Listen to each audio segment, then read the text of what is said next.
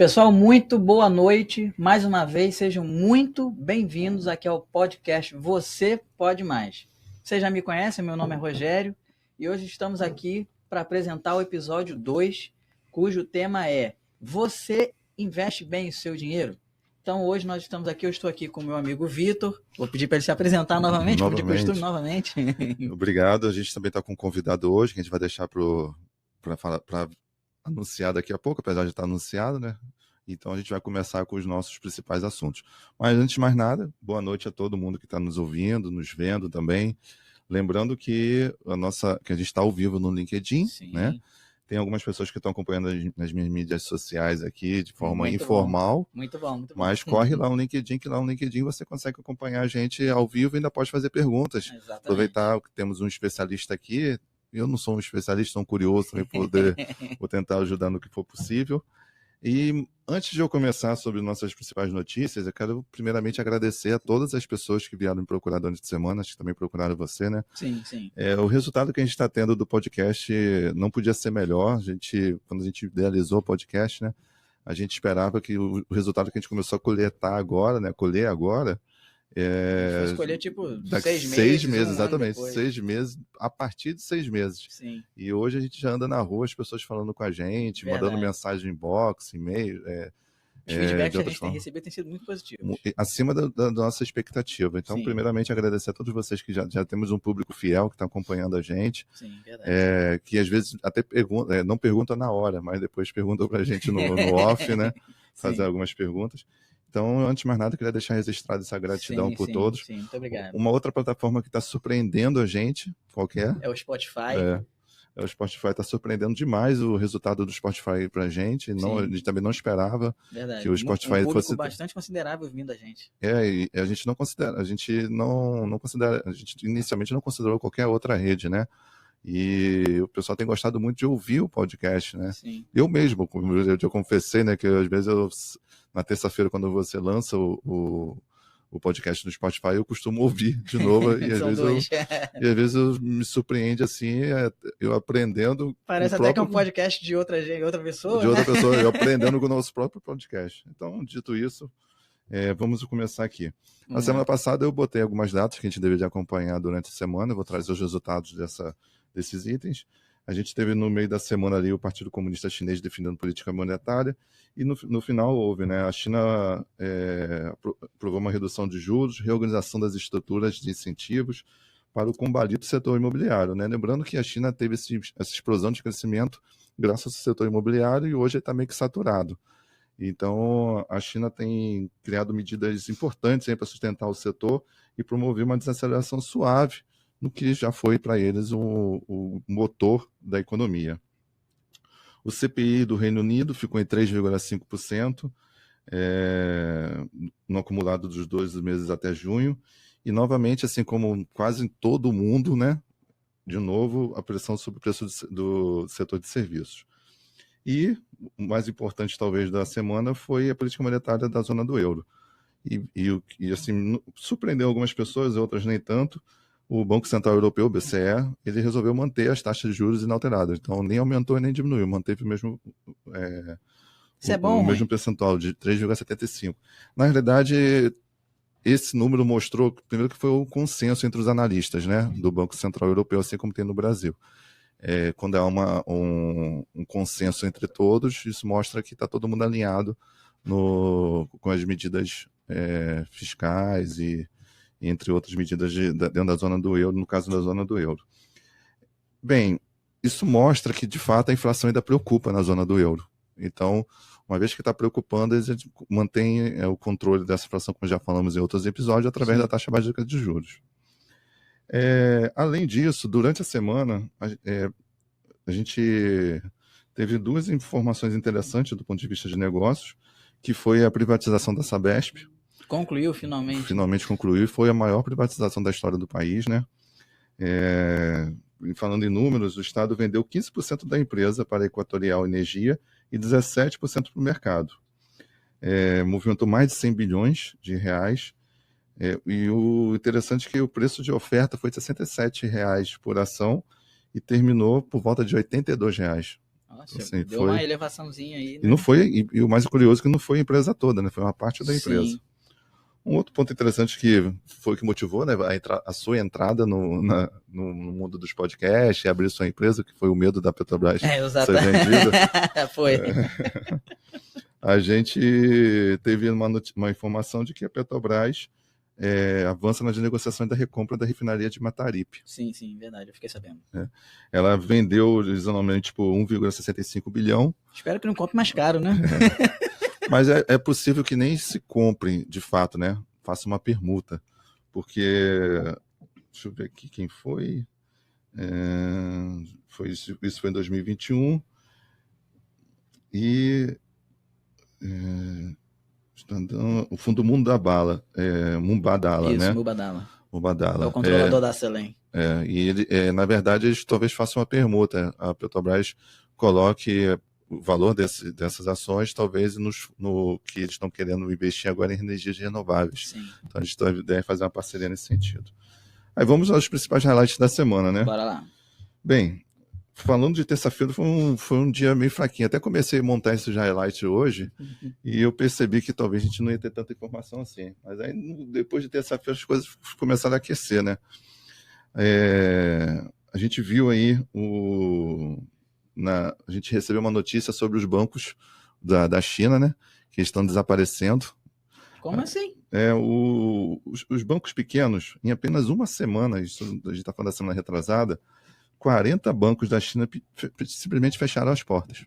Gente, o dinheiro dessa galera toda. Então, na realidade, a China está tentando fazer o seguinte: os bancos estão ficando em situações ruins e aí eles estão meio que, para a saída desses 40 que faliram, né, por exemplo, 36 foram absorvidos por um único financiador. Então, um outro banco grande assume esses bancos pequenos. Como é um país socialista, né? Então existe muito poder do Estado interferindo nessa situação. Então eles evitam essa quebradeira para isso aí. Mas se é uma quantidade significativa, são bancos pequenos e de médio porte, o que afeta a economia local, né? Sim. Pequenas empresas e tudo mais. Mas também são bancos que fazem o tipo do empréstimo podre. Né? É dinheiro que dificilmente você vai receber depois que você empresta. Você sabe que vai emprestar e sabe que vai tomar calote. Sabe que vai tomar um calotezinho aí. Mas aí o BC chinês, que é o Banco Central Chinês, assim como nós temos novamente o nosso Banco Central Brasileiro, disse que cerca de 98% dos bancos estão em boas condições. Ao todo, os bancos da China acumulam dívidas de 14 bilhões de dólares. Eita. Na quarta-feira, eu trouxe só umas curtinhas, né? Uma informação que sacudiu o mercado, aí, um fato relevante, foi a maior empresa de academias, acho que se bobear do mundo, Smart Fit, né? Acho que se bobear do mundo, finalizou a compra da Velocity, que são estúdios de spinning no país, um negócio que deve chegar aí por volta de 183 milhões de reais. A Smart Fit está se tornando realmente uma empresa multinacional, né? Já tem presença em vários países aí e tem crescido de forma orgânica, estruturada, quer se tornar um grande hub da saúde, talvez no mundo. Sim. É bem interessante o modelo da Smart Fit. A gente viu o Elon Musk anunciando que vai doar cerca de 45 milhões de dólares todo mês para a campanha de Trump. Que também vai tirar os escritórios da SpaceX para o Texas. Hoje até se comentou hoje de novo, para sair das leis complicadas que tem na Califórnia. A Disney teve cerca de 1.000 gigabytes de dados vazados por um hacker. E um fato curioso que aconteceu durante a semana e saiu na quarta-feira. Lembra da carreta Furacão? Lembro. Você conhece também a carreta Furacão? É um carro, um caminhão, uma espécie de ônibus que fica com vários personagens da Disney, né? Tá. E sai correndo pela rua e tal. Ela foi proibida de usar o Fofão, né? E ela foi penalizada numa multa de 70 mil reais pela família do criador do personagem. E, salvo me engano, a família acho que é brasileira, né? É um personagem brasileiro que foi famoso no final da década de 80, na década de 90. Sim, no SBT. Na sua época, né? Minha época. Tinha um boneco do Fofão, poxa. Inclusive, esse boneco tinha várias histórias por trás. Eu tinha medo dele quando eu era criança. Tinha várias histórias por trás desse boneco aí. Agora saiu uma informação bem interessante também na quarta-feira, que foram os números do agro, né? Uhum. O agro, que representa cerca de 25% do nosso PIB, né? Ele deixou aí o pessoal engravatado meio chateado, o pessoal que gosta de usar tênis, sapato. Já o pessoal das botinas estão bem felizes, né?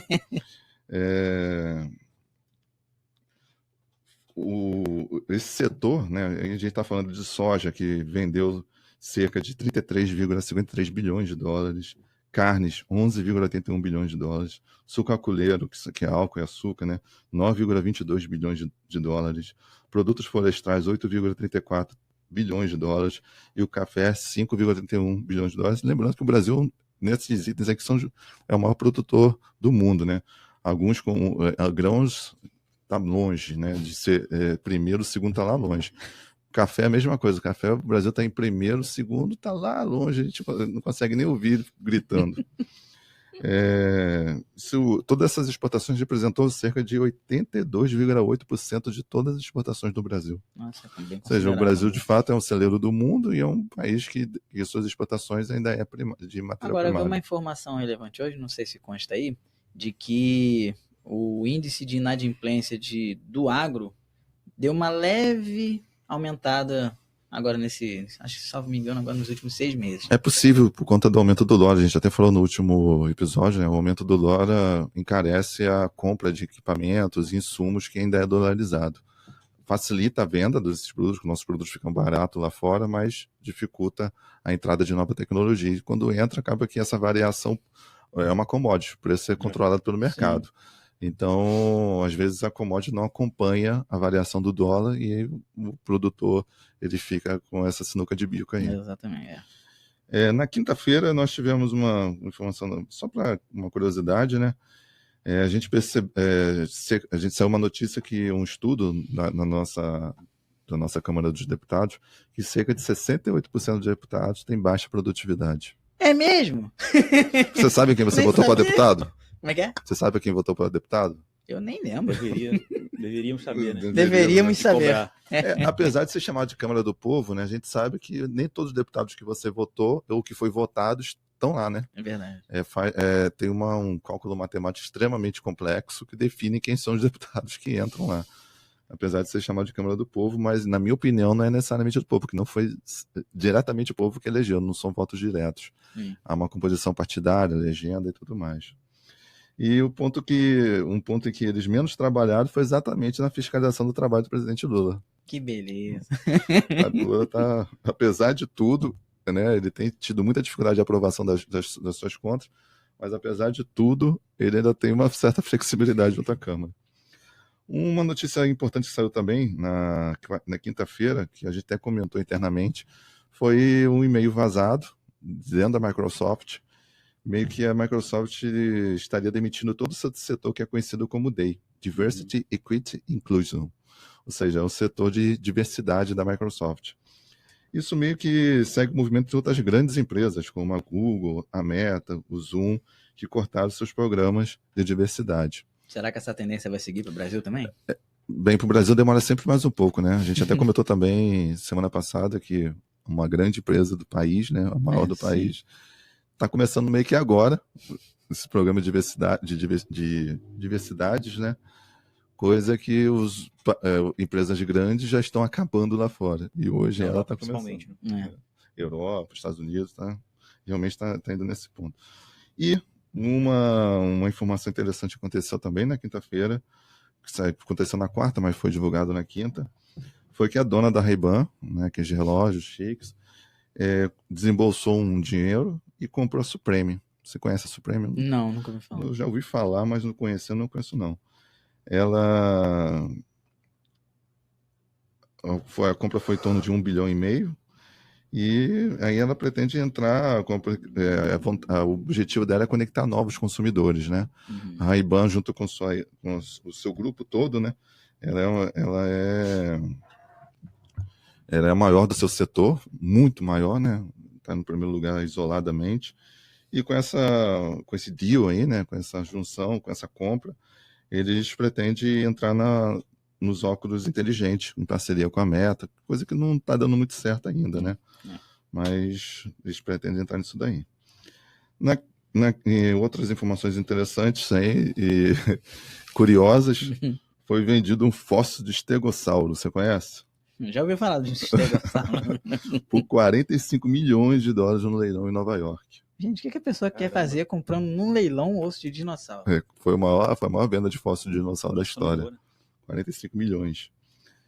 A franquia, você queria até que eu trouxesse essa informação, né? A franquia Meu Malvado Favorito é a primeira do gênero de animação a cruzar a barreira dos 5 bilhões de dólares em bilheteria mundial. Nossa. Você tinha algum comentário para ver sobre isso? Sim, o Divertidamente 2 foi aqui no Brasil. Foi a animação, na verdade foi até o filme de maior bilheteria no Brasil até hoje. Só não tenho os números aqui. De todos os gêneros? Todos. Superou todos. Inclusive, eu gosto muito, tô doido pra ver. Superou, inclusive, Vingadores Ultimato, que foi um sucesso. Que isso, sério? Caramba.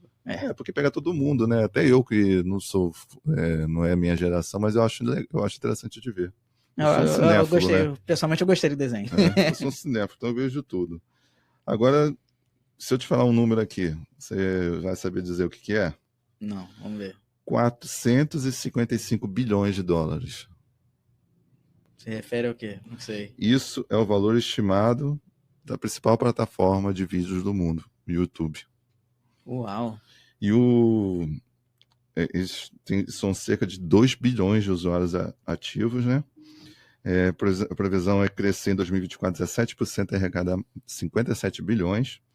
Agora, o curioso é que ela foi comprada pela Google por 1,65 bilhões lá em 2006. E hoje vale 455, minimamente. Rapaz, valorizou bem, hein? Na sexta-feira, a gente já está terminando, na sexta-feira o Haddad ele anunciou o congelamento de 15 bilhões. Isso visa tentar manter o arcabouço fiscal, a meta de déficit zero no próximo ano, o que ainda é muito pouco. A gente já sabia que esse valor seria pouco. Esse valor é uma soma entre contingenciamento, né, e uma série de ações que eles vão fazer lá internamente, e contingenciamento e bloqueio, né, sendo em bloqueios 11,2 e o contingenciamento, que é o congelar, de 3,8. O bloqueio ele ainda consegue, ao longo do ano, se as metas que definir mudarem, ele consegue desbloquear. Algum contingenciamento já é mais difícil mudar ao longo do ano. Sim. Isso tem muito a ver por conta da Previdência, os benefícios de programa continuado também aumentou bastante. E mesmo com tudo isso, hoje saiu uma notícia quentinha que dificilmente vai chegar ao déficit zero, apesar de anunciar que está em busca ainda do centro da meta, é muito pouco provável. Nós tivemos ainda na sexta-feira um apagão que foi considerado o Dia Mundial da Tela Azul. Eu soube disso aí. Isso afetou cerca de 5 mil voos, foram cancelados, 110 mil decolagens. Isso aí foi causado pelo sistema de segurança digital CrowdStrike e afetou basicamente os dispositivos do Windows. O mundo todo foi afetado com relação a isso, mostrou o quanto a gente é dependente, né, da Microsoft e da tecnologia como um todo. E o mais curioso que foi motivado pelo serviço de segurança, né? Vamos atualizar o software. Isso fez com que as ações da CrowdStrike caíssem 11% no dia. E a da Microsoft até caiu pouco, 0,74%. Como eu costumo fazer, né? A gente fala que trabalha todos os dias, até sábado. E aí, eu estava lendo uma reportagem no sábado que mostrou um novo formato de investimento nos Estados Unidos. E aí pergunta, né? Você investiria no camisa 9 do seu time? O seu não é a camisa 9, o seu é a camisa 7, né? 7. Porque é botafoguense. Então, dois ex-jogadores do futebol americano resolveram fundar uma empresa para investir em jogadores. E aí os resultados desse investimento em jogadores vão ser distribuídos entre os investidores, como uma renda passiva. Esse jogador começa a faturar, né, aumentar o valuation dele, e aí essa diferença aí vai ser os dividendos da empresa. Bem interessante. Foi feito pelo linebacker do Denver Broncos e Baron Browning. Se bobear, vira um ETF daqui a alguns anos. É possível que vire um ETF também, né? E é interessante, né? Tem você compra um jogador igual, por exemplo, o que está lá no no Manchester City, né? Ele já chegou a mais de $1 bilhão o valor dele. E teve um agora, recentemente, no Barcelona também, que está com esse valor. No Barcelona, IAO, alguma coisa. Uhum. Bem, segunda-feira... Mas o que você acha? Hoje é segunda, né? A gente teve algumas notícias acontecendo no final de semana. Qual que você acha que foi mais relevante do final de semana? A renúncia do Joe Biden à corrida presidencial. Eu não acho que foi bem isso, não. Isso a gente já estava meio que esperando. Ah, é? Eu acho que o mais importante do final de semana foi que finalmente o Fluminense conseguiu ganhar um jogo fora de casa. Enfim, aleluia. Ganhamos o jogo fora de casa e encerramos vários jogos sem vencer, né? Desde Ainda há maio. esperança. E agora é rumo ao topo, né? Agora só o topo nos interessa. Mas vocês estão no topo, é só virar a tabela de cabeça para baixo. Não é mais não, já não está mais na lanterna não. Graças tá. à vitória ele já está em penúltimo. Ó, já escalou já subiu um pouquinho, tá bom. Vitória em vitória já escalou. Mas brincadeiras à parte, de fato, a notícia que mais impactou o final de semana foi a renúncia do Joe Biden na corrida presidencial. E ele, através da carta dele, ele deu apoio à sua, que seria a sua vice, para vir como candidata. E no primeiro dia ela já arrecadou $85 milhões que lá a arrecadação é feita assim, né? De patrocínio, né? Será que os democratas vão aprovar a candidatura dela? É bem provável, porque precisa de dinheiro, né? E ela traz dinheiro, já se mostrou isso em poucas horas. Um fato interessante que aconteceu hoje, né? Aconteceu durante o final de semana, foi que o governo suspendeu as exportações de frango no Rio Grande do Sul. Isso se deve a uma doença chamada Newcastle. É uma doença que não atinge diretamente o ser humano, né? Casos extremamente raros nesse sentido. E isso vai afetar, obviamente, a economia local, de alguma forma, mas, como tudo na vida, vai ter um contrabalanceamento, né? Sim. É possível, então, que a gente veja aí nos próximos semanas e meses abaixo do valor do preço da carne de frango no mercado. Porque aí vai ser, naturalmente, se não está sendo exportado, vai ser consumido no mercado local. Sim. Isso é um ponto positivo. Ainda não é a picanha que foi tão anunciada. Eu gosto de frango também. Mas eu também, que vou entrar numa dieta nos próximos dias aí, vou acabar fazendo bom uso disso. Como disse, dificilmente atinge humanos. Uma informação interessante que saiu também hoje foi... Você sabe qual é a capital mundial dos bitcoins? Nicarágua? Não sei, não vou arriscar, não. Tá se virando, né? É Paraguai. Isso é uma informação que eu já sabia, na verdade. Paraguai? É Paraguai. Por conta do custo da energia. É verdade. A mineração de Bitcoin, né, demanda muita energia. E o Paraguai, o preço da energia é muito barata, né?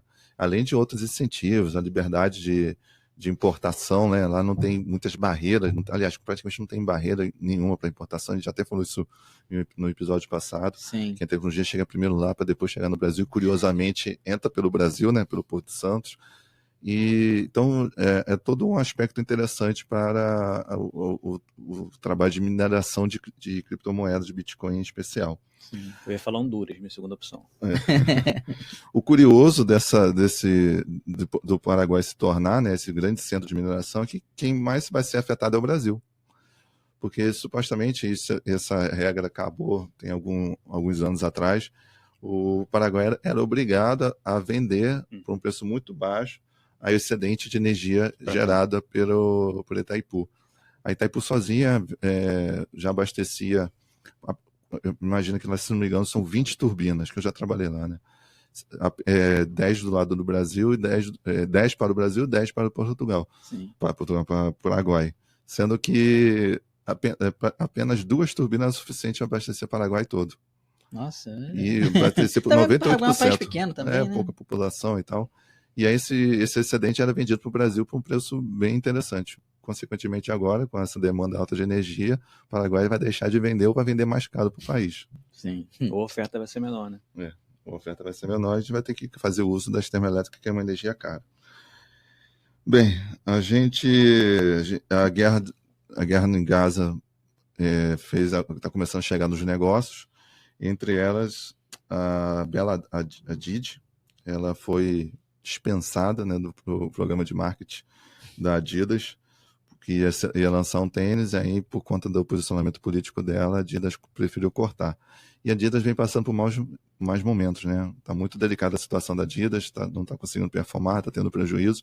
Desde que encerrou a parceria que tinha com o Kanye West, também por questões políticas, ela vem sofrendo grandes prejuízos aí, não tem conseguido se readaptar. E a Adidas é danada para fazer isso, né? Contrata uma personalidade muito grande, depois vai lá e cancela o Eu prefiro contrato. tênis da Nike, né? Não gosto tanto de Adidas, não. Eu já tive muita resistência ao Nike, porque patrocinava um outro time aí, mas agora quando não patrocina mais, aí já não tem mais nenhum preconceito, não. Oi, a gente também teve aí, entre outras manchetes, Israel atacou a cidade do Iêmen. Eu soube. Isso leva a uma outra fase do conflito da guerra, né, lá em Gaza. Estima-se que as empresas vão levar alguns dias ainda para se recuperar da pane global de TI. Taiwan passa a fazer exercício militar de combate pela primeira vez. Tô falando, vai começar a guerra lá, hein? Pena que a nossa amiga não está aqui, a Aline, né? Mas eu trouxe um negócio cara para ela. Os sindicatos, inclusive é importante falar sobre isso, né? A gente tá verdade, esquecemos de falar que a Aline hoje estava com um compromisso pessoal dela. Pessoal, na verdade, ela está se preparando ela dá muitos trabalhos de mentorias e tal, e calhou de ser hoje um desses eventos dela. Sim. Depois de 40 anos, os sindicatos dizem que os membros toparam fazer greve nos resorts da Disney. A Aline vai ter que correr lá para poder... Porque ela tem um treinamento focado nisso, né? Sim. Que ela trabalhou um tempo lá. Então ela vai ter que correr lá para tentar mudar isso daí, né? Bem, para acompanhar durante a semana, a gente já fechamos os highlights, para a gente acompanhar nos finais de semana. E dia 24/7 sai os índices de gente de compra, os PMI de julho dos Estados Unidos, zona do euro e Reino Unido. Dia 25/7 o PIB do segundo semestre dos Estados Unidos. Dia 27/5 o IPCA 15 de julho no Brasil. 25/7, né? 25/7. Você falou o contrário. 25/7, IPCA 15 de julho no Brasil, e 26/7, índice de preços de gastos de consumo nos Estados Unidos, referente ao mês de junho. Tem também para mim, uma informação muito importante. É o evento mundial, a abertura dos Jogos Olímpicos. Gosto muito de ver essas aberturas. A partir das 14h30. Não é questão da abertura em si, é os Jogos Olímpicos, mexe comigo, fui atleta, então é um momento que eu gosto de sentar na frente da televisão, acompanhar diversos jogos, em especial os que eu joguei. E assim, terminados os highlights, eu vou trazer uns highlights agora para a gente começar a introduzir nosso convidado. Opa, vamos lá! Bem, já que o tema é investimento, né? Eu vou preparar a bola aqui para deixar o nosso convidado aqui. Bem, o Boletim Focus divulgou nessa segunda-feira, dia 22, informação quente, foi divulgado pelo Banco Central que voltou a apresentar a elevação das expectativas do IPCA de 2024 ao valor de 4,5%, ou seja, a inflação continua dando sinais de aquecimento aí. Isso preocupa para tomar a decisão da taxa básica de juros. Como a gente vai falar um pouquinho sobre ETFs, eu sou ainda, que eu vou explicar depois, o cara dos fundos imobiliários, o Ibovespa e o IFIX, que é o índice que tipo o Ibovespa para a Bolsa de Valores, o IFIX é para os fundos imobiliários, é um indicador. O do Ibovespa caiu 0,99%, e o IFIX, que mede os índices dos fundos imobiliários, teve uma leve alta de 0,64% na semana. O Fundo de Renda Urbana Pátria, que é o HGRU, que eu invisto, inclusive, anunciou sua quinta emissão de cotas, visando a captação total de 1,5 bilhões de reais, e foi aprovada a GE de venda dos imóveis Metropolitan e Platino do HGPO, pelo valor de 618 milhões. E aí eu passo a bola para você para apresentar o nosso convidado. E a gente vai fazer esse bate-bola aí de diversos tipos de investimentos. Não, vamos lá. Pessoal, então tá dado os highlights aí. E agora a gente vai entrar, né, na nossa temática com o nosso convidado Leonardo Brandão. Né? Ele é meu conhecido já de muito tempo, né? Nós somos irmãos na fé. E quero deixar ele se apresentar um pouquinho, falar um pouquinho, né, da vida dele aí. Fique à vontade. Então, pessoal, boa noite. Primeiramente, uma honra, né, estar aqui, ser o segundo convidado, né, a participar desse podcast que com certeza vai ser sucesso, né, do LinkedIn principalmente, que estão trazendo uma novidade aí para o nosso mercado, né? O LinkedIn ele é bastante usado aqui, né, no nosso ramo aqui. Então é uma honra estar aqui com vocês, né?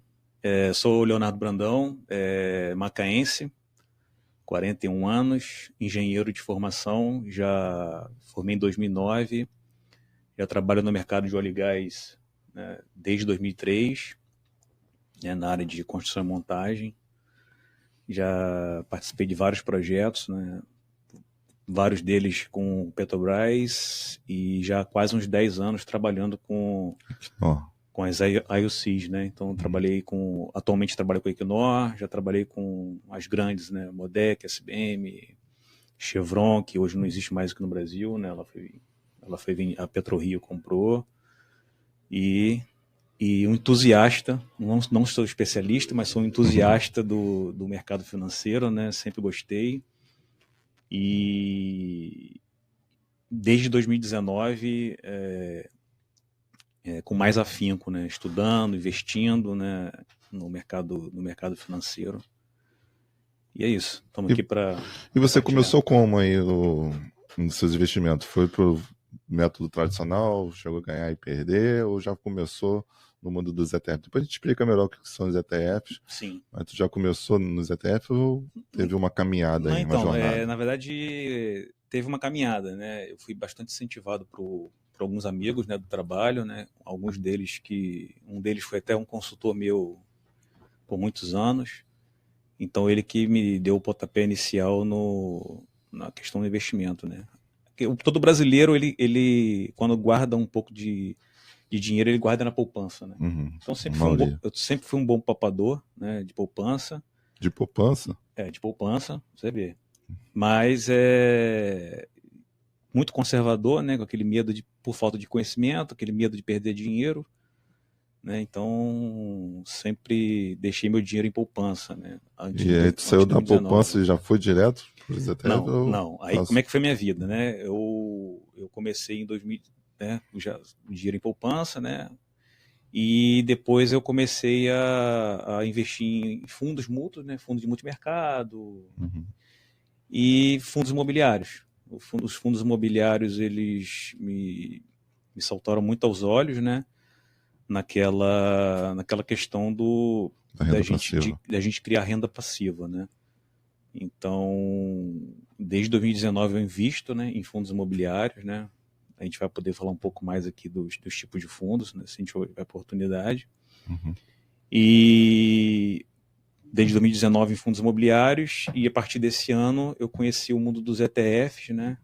E mediante a facilidade, né, a gente vai poder falar um pouco também que o brasileiro tem hoje em acessar essas opções, né? Eu mudei um pouco o foco da minha vida, né, nessa parte de investimentos. Eu deixei um pouco de investir em fundos imobiliários, né? E estou focado agora em ETF para construção de patrimônio, né? Começou esse ano, então, nos ETFs? Comecei em fevereiro desse ano. Mas eu imagino que você deve ficado alguns meses estudando, né? Não, sem dúvida, né? Os ETFs, eles, principalmente nos Estados Unidos e no mundo, é uma infinidade, é um mundo assim enorme, né? No Brasil começou em 2015, né?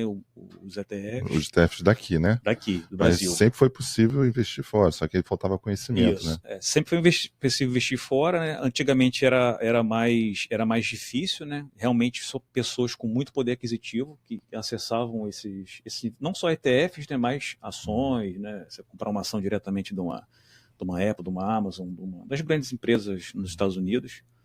Mas com o advento da tecnologia, né, e com a criação de vários bancos, né, fintechs aí, que hoje possibilitam, né, o investidor médio, assim, né, como nós aqui, né, a pessoa física que a gente fala, né?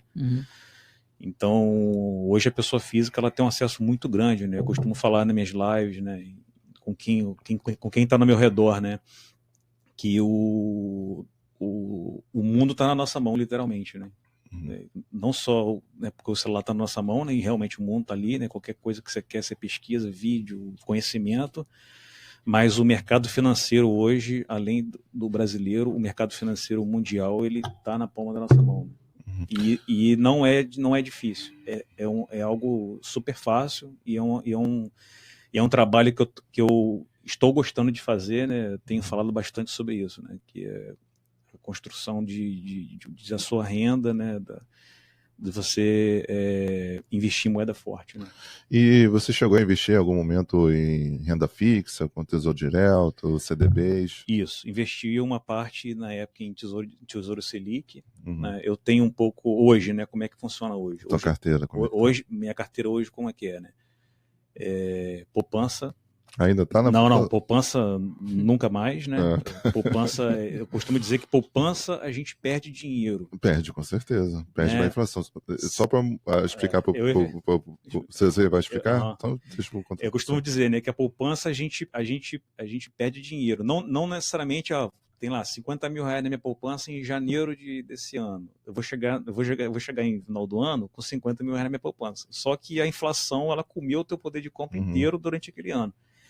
Então aqueles 50 mil reais que você comprava um determinado bem em janeiro, você já não compra no final do ano. Exatamente. Então isso que a gente costuma dizer isso, que você perde dinheiro com a poupança. É isso que a gente tem que explicar para a pessoa. Por que a gente fala tanto de inflação aqui, de taxa básica? Por que é a nossa preocupação?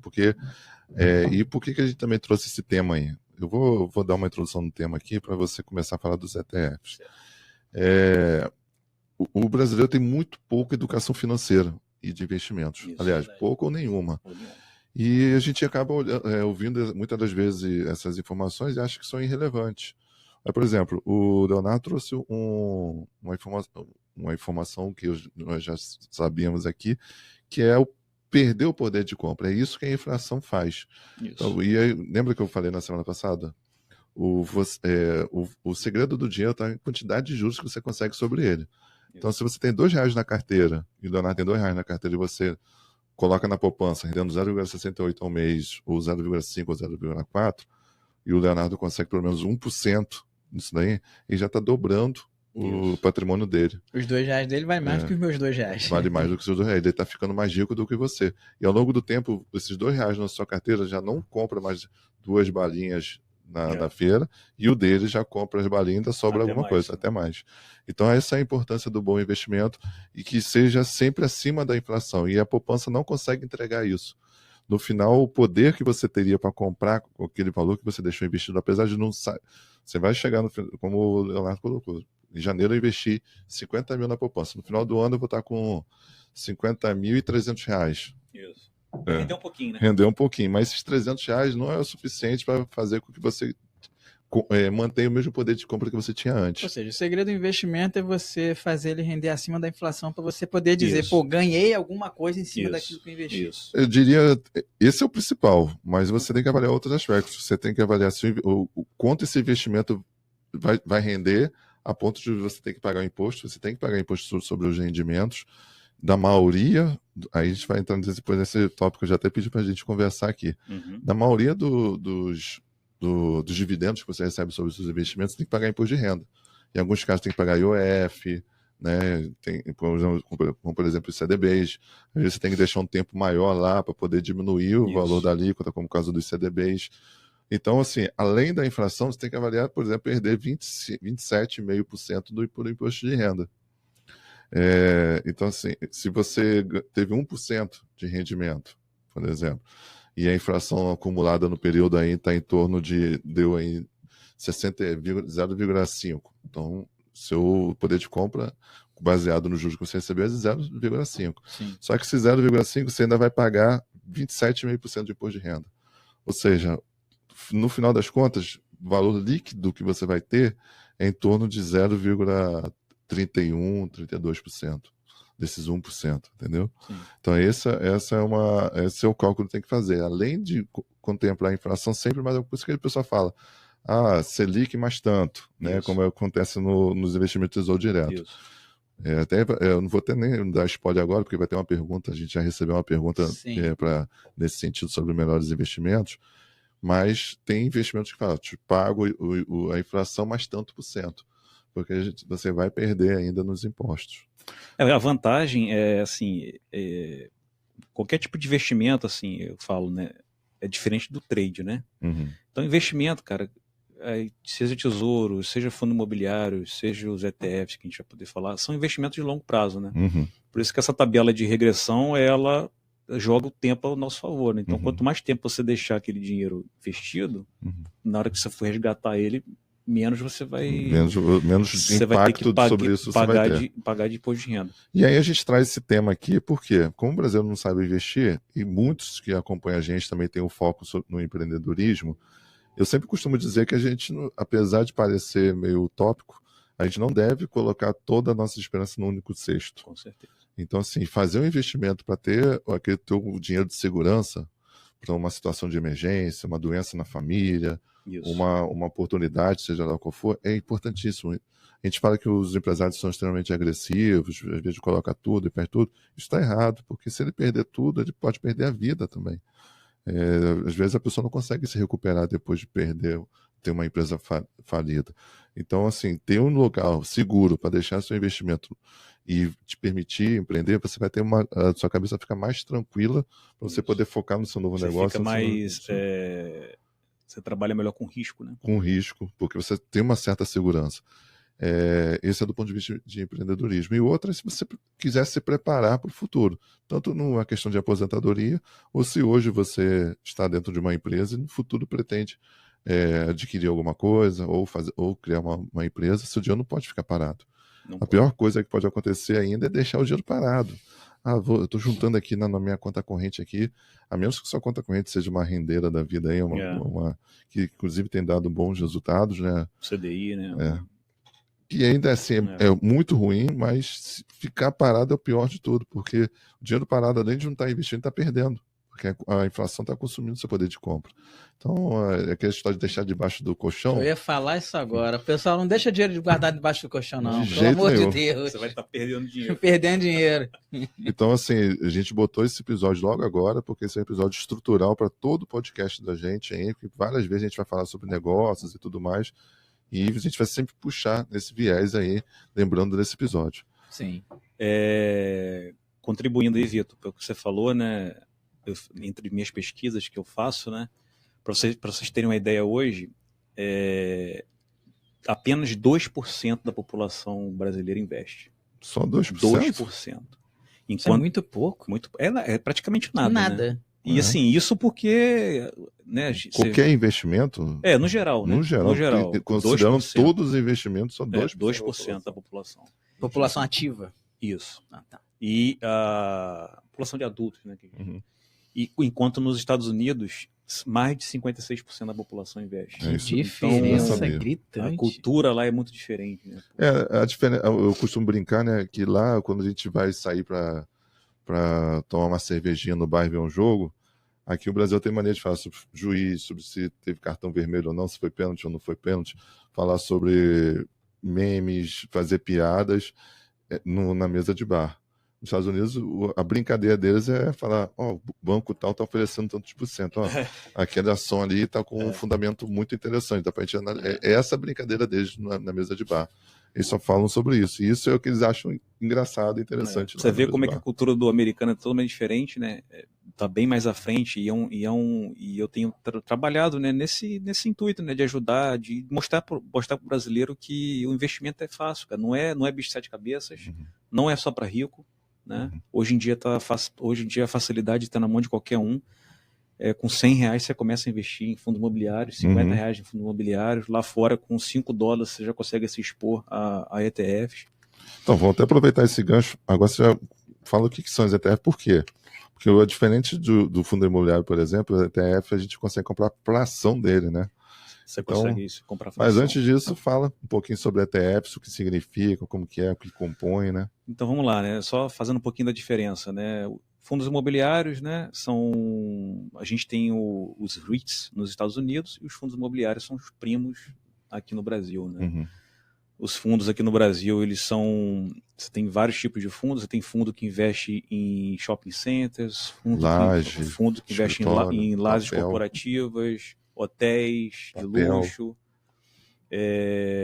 galpões logísticos, né? Então, assim, são ações que são também negociadas em bolsa de valores, assim como são os ETFs. Então, os ETFs também são negociados em bolsa. Só que o ETF, né, são fundos de índices negociados em bolsa, né? Então, você, aqui no Brasil está começando agora, né? Mas nos Estados Unidos, você tem os ETFs que são atrelados a índices, né? Então você tem um dos mais famosos lá nos Estados Unidos, que são ETFs atrelados ao índice S&P 500, né? Que é um dos índices mais famosos do mundo hoje, né? Que são o índice das 500 maiores empresas dos Estados Unidos. E fazendo a comparação de custo, né? Por esses ETFs, né? Que são fundos negociados em bolsa atrelados a índices de desempenho, eles têm um custo de administração muito baixo, porque eles seguem um índice. Então a gestora ela não tem muito o que fazer. Ela vai seguir um índice S&P 500, ela vai seguir um índice Nasdaq que investe nas 100 maiores empresas de tecnologia, que é uma outra bolsa que tem lá. Então essa é uma diferença.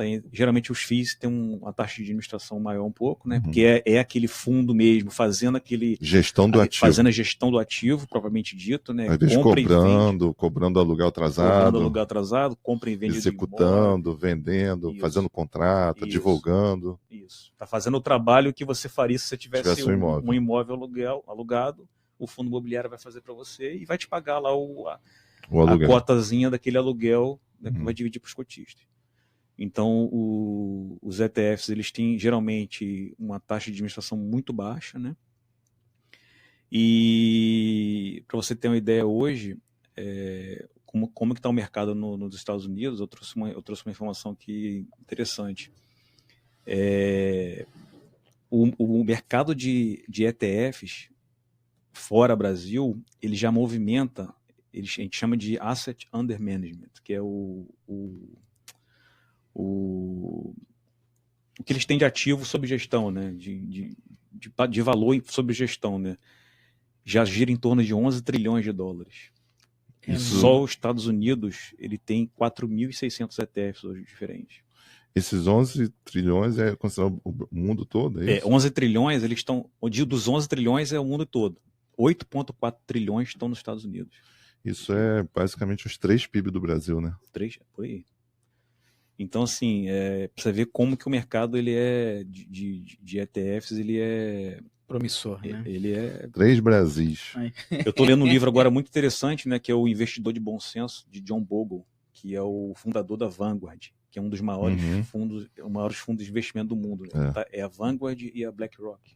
BlackRock disparada maior. Existe até umas teorias de conspiração em que eles mandam no mundo, né? Eles mandam no mundo. Né? Mandam no mundo, tá em tudo. Tá tudo que tem algum dinheiro tá a BlackRock. E pra você ter ideia, os ETFs dos Estados Unidos são da década de 80. Aqui no Brasil está começando agora. 2015 que o negócio está começando agora a avançar, né?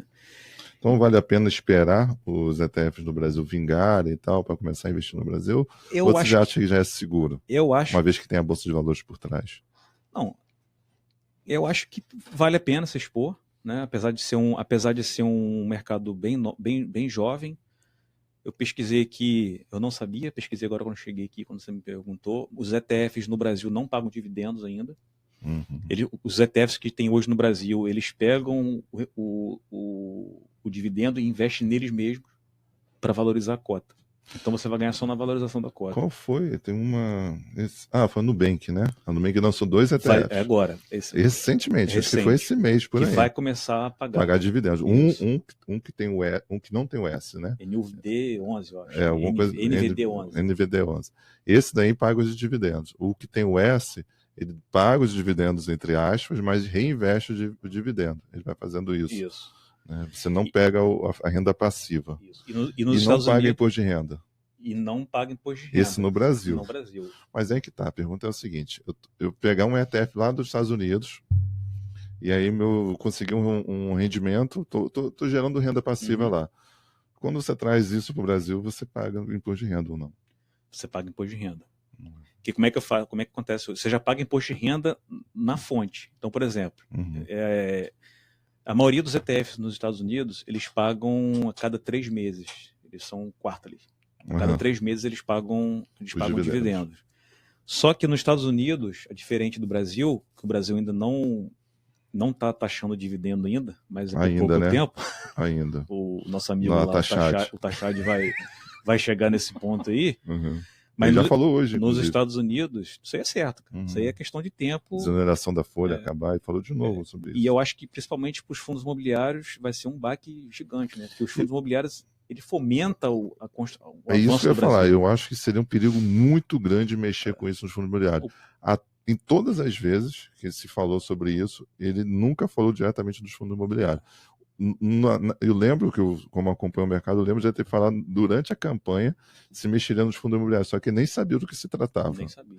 Falou uma besteira lá qualquer, aí eu vi, você nem sabe do que se trata. Paulo Guedes tentou, né? Mas o lobby foi...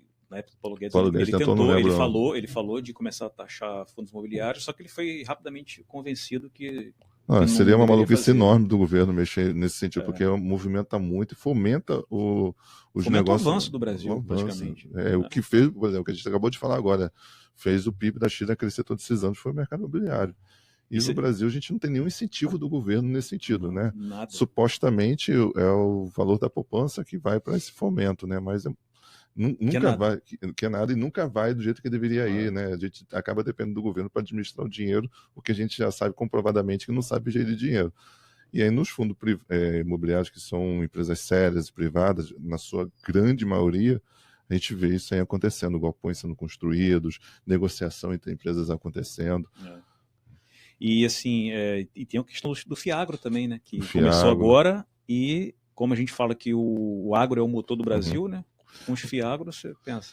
Agora, minha experiência com o Fiagro, eu comecei a botar no Fiagro. Até eu estou abrindo aqui minha carteira de investimento. Se não me engano, é o Snag, que é Fiagro. Snag 11. Da Sumo. Da Sumo, exatamente. Eu fui com muita esperança, porque eu conheço o agro do Brasil, né? Mas dentre todos a minha carteira é o que tem... Assim, dando menos, não é que eu estou perdendo, né? Tá me dando lá os rendimentos. Só que eu não achava que teria tantas variações como está tendo, uma vez que o agro é tão forte. Não fez muito sentido para mim. Mas voltando, né? Nos Estados Unidos, eles já estão na frente disso aí, né? Então lá, todo o dividendo que tu recebe, ele já é descontado 30%. Na fonte. Na fonte, 30%. É igual quando paga o dividendo também aqui nas ações. Isso. Quando descompra as ações. A questão é que lá você pagou o imposto de renda lá. Certo? Pago lá. E aí, quando você vem e transforma esse dólar em real, você vai pagar de novo aqui ou não? Tem um projeto de lei para evitar isso, inclusive. Mas isso está acontecendo atualmente? Não acontece. Não tá. Na verdade, assim, o pessoal que hoje está investindo, né, fora, né, que está agora um boom... Acaba deixando lá, né? Acaba deixando lá. Não faz sentido. Não faz sentido você trazer, a não ser que, uma emergência, uma coisa. Mas o cara que está comprando dólar, eu, por exemplo, estou comprando dólar e investindo fora. Cara, não tenho intenção de trazer esse dinheiro de volta. Por quê? Primeiro, eu vou ganhar na valorização daquele ETF, e segundo, eu vou ganhar também na valorização do dólar perante o real. Como está acontecendo agora. Como está acontecendo agora. Então, assim, não faz sentido trazer esse dinheiro para cá. Para quê? Ainda mais se você é um cara que viaja muito e acaba você pode usar lá. Lá mesmo, já está lá, só usar. Então, por exemplo, a gente tem... Eu uso hoje a Nomad, né? Tem várias outras, né? Tem Nomad, Inter, C6 hoje, que tá bem, é que eu falo, tá bem acessível hoje na mão do brasileiro. Na palma da mão. Na palma da tua mão. Então, assim, fiz viagem ano passado, né? Já fiz várias viagens para os Estados Unidos. Todas as anteriores você levava um bolo de dinheiro. A última viagem que eu fiz agora, cara, só cartão. Só cartão, cara. C6 tem os cartões, Cartões, C6 internacional.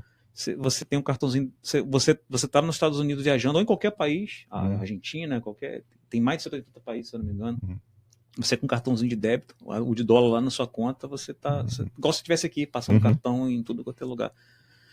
Então, assim, para dar uma resumida, né? Então, é Enterprise, Exchange Traded Funds. Isso. E é que eu falei, resumindo, né? São fundos negociados em bolsa também, assim como são os ETFs. Só que o custo de um ETF é muito mais baixo, porque ele está atrelado a um índice, ele só segue o índice, né? Então, em termos de custo, tem uma vantagem em relação aos fundos imobiliários, né? Hoje você ia falar alguma coisa? Já temos 3 perguntas aqui, né? Online ou aquelas? Uma online e outras as duas que mandaram ontem pelo Instagram. A gente nunca sabe, Quanto né? tempo você quer deixar para responder as perguntas? Agora, 5 minutos é muita coisa, dá pra gente dar. Eu só queria dar um resumo, assim, Vai lá. Não, então, assim, que eu falo, né? Eu estava até conversando com o Rogério. Tem uma pesquisa que eu acompanho que ela sai todo mês. E essa é a pesquisa do SESC, que ele emite. E nessa pesquisa fala que hoje 78% da população brasileira está endividada.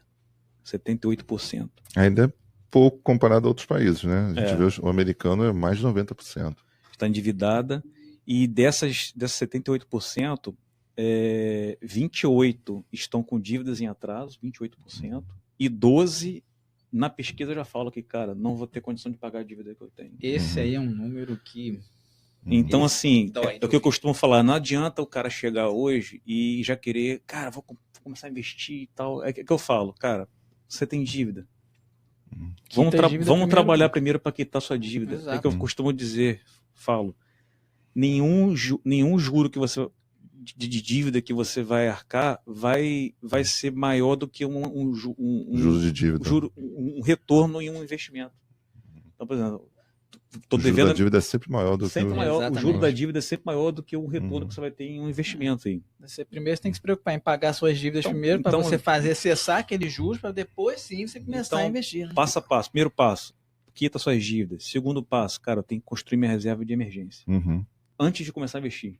Então, o que eu falo, cara, reserva de emergência. Cara, eu tenho um custo de vida mensal de R$5.000. Cara, recomenda-se que no mínimo 6 meses, né? Então, você pega esses 5 mil, cara, eu tenho que ter 60 mil aqui, ou para um ano, né? Então, eu quero fazer uma reserva de emergência aqui para eu ficar um ano.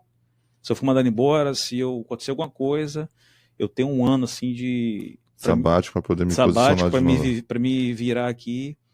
Então, só em terceiro lugar, cara, que eu vou começar a pensar em investimento, ser agressivo ou não, porque ainda tem isso, né? Você tem que ver qual é o teu perfil de investimento. Tem gente que é mais agressivo, mais moderado, tem uns que não querem perder, não quer assumir nenhum tipo de risco. Isso que vocês tocaram aí é muito interessante, né? A questão de pagar a dívida, porque às vezes que a pessoa fica endividada, ela acaba não tendo, às vezes, uma visão e não consegue imaginar sair daquele negócio. Mas muitas das vezes, se você tiver uma boa assessoria, ou se parar para pensar um pouco, às vezes você pode fazer uma nova dívida para pagar as dívidas anteriores, que às vezes compensa muito mais.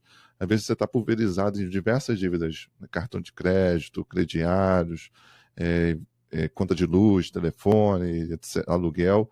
Às vezes é mais de vantagem você tomar um empréstimo a um juros mais reduzido e pagar as dívidas principais e ficar num único lugar e dividir essa dívida. Esse é negociar e tudo mais. Você negocia, eu preciso de 10 mil, todas as minhas dívidas juntas custam 10 mil. Toma um empréstimo em algum lugar com juros baixos, o menor que você conseguir, 10 mil, quita todas as suas dívidas e começa a pagar esse empréstimo aqui. Você começa a respirar e aí começar a pensar mais à frente das coisas. Isso. Rapidamente, só para finalizar a gente ir para as perguntas, quanto você hoje consegue em média num ano você ainda não conseguiu ter um cálculo de ano, né, porque você começou em fevereiro. Mas você estima quanto você vai conseguir de lucro líquido nos seus investimentos? Aí você está avaliando renda passiva ou só papel, ou ambos? Porque assim, quando a gente fala em renda passiva, a gente mira, por exemplo, 1% ao mês. Você mira isso também nos ETFs ou só o valor do papel?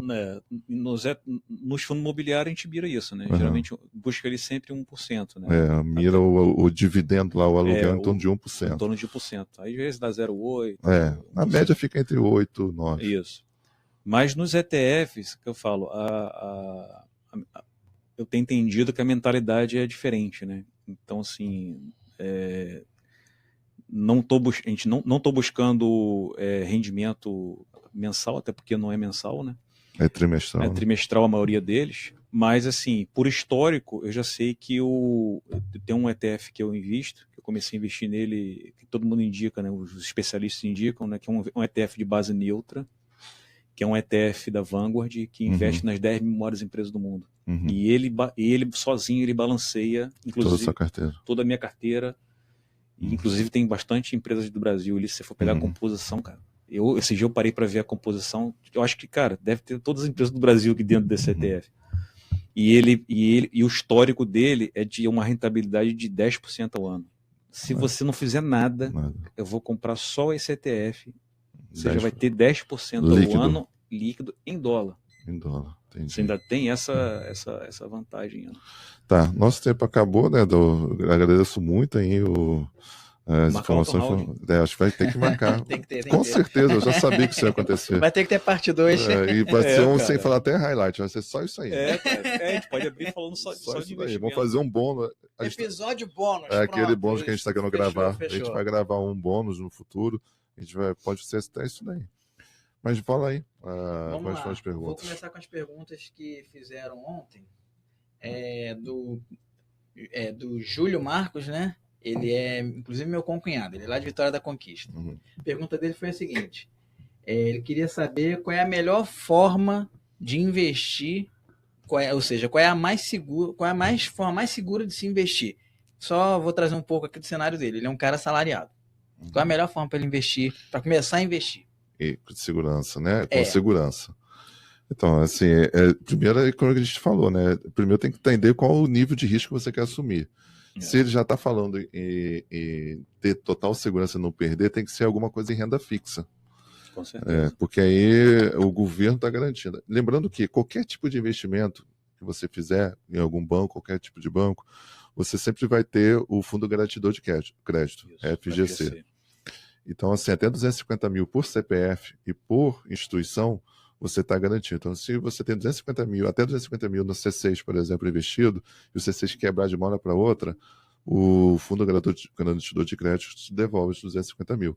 Então, em tese, você tem uma certa segurança até esse valor em qualquer investimento que você fizer, caso quebre. Agora, de perder, né? Uma ação caiu, um fundo deixou de pagar, como aconteceu no nosso fundo aí, né? O HCTR11. Isso aí vai depender do seu grau de aversão ao risco. Perfil, né? Se ele é um cara conservador, cara, eu sugiro ele nunca entrar se meter em renda variável. Renda variável, fora de cogitação. Renda variável é para quem tem um perfil mais arrojado, de médio a avançado, né? Então, no caso desse, seria tesouro direto também. Aí que eu ia falar, tesouro direto seria o investimento mais seguro e com melhor retorno. O tesouro direto hoje está ganhando de várias ações, aí, de várias rendas variáveis, inclusive de fundo imobiliário. Sim. Um que está se destacando muito é o Tesouro Selic 45. Esse aí que dá mais 6, como a gente falou, né? Além da inflação, dá mais 6,98%. É um investimento que eles botam como meta 2045. Então, excelente investimento para fazer aposentadoria, para garantir sua segurança, esse sim. E assim, qualquer especialista, 10 entre 10, vai dizer para o Tesouro Direto para você.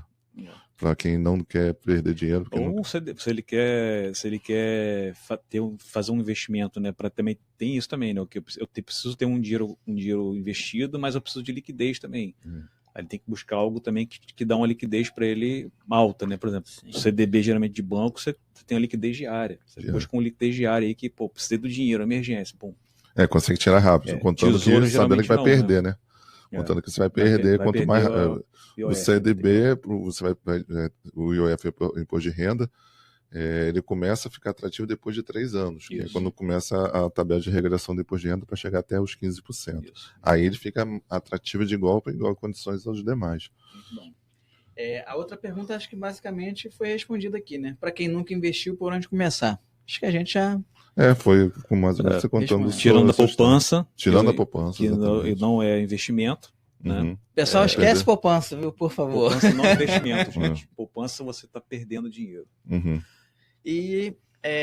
Mas rapidinho, só para completar. Poupança fora de cogitação.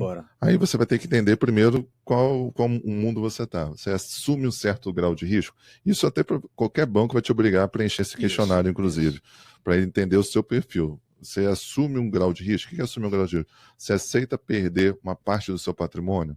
Ah, eu aceito perder até tanto. Ou se eu perder, eu retiro rápido. Eles vão fazer essas perguntas. Se eu ver que está caindo, eu retiro. Por exemplo, fundo imobiliário, eu estava agora, quem tinha que ter esse ano teve que ter um sangue frio quando eu comecei a ver. Para ter uma ideia, em números absolutos assim, entre março até o começo desse mês, a minha perda estava quase em 3 dígitos. Já estava em 3 dígitos. Não, 6 dígitos no total, né? 6 dígitos no total. Ou seja, é como se eu estava a 10 mil de perda, isso numa variação de apenas 6 meses, e agora começou a recuperar e voltou a 2. Você tem uma ideia. Então, você imagina números grandes, né? 3 dígitos, 7 dígitos. Eu acho que a tendência dos fundos imobiliários aí, no geral, é se recuperar quando a Selic baixar, né? E aí, então, assim, se você não quer assumir nenhum risco, os fundos de renda fixa, CDBs da vida e Tesouro Direto. Se quiser assumir um certo grau de risco, as 2 melhores opções foi o que a gente falou aqui hoje.